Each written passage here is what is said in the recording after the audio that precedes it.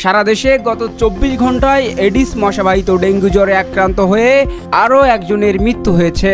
এ নিয়ে চলতি বছর এ পর্যন্ত ডেঙ্গুতে মৃত্যু হয়েছে 573 জনের। গতকাল সোমবার স্বাস্থ্য অধিদপ্তরের হেলথ ইমার্জেন্সি অপারেশন সেন্টার থেকে পাঠানো ডেঙ্গু বিষয়ক নিয়মিত সংবাদ বিজ্ঞপ্তিতে এ তথ্য নিশ্চিত করা হয়। এতে বলা হয়েছে, গত 24 ঘন্টায় ডেঙ্গু আক্রান্ত হয়ে হাসপাতালে ভর্তি হয়েছেন আরও 114 জন।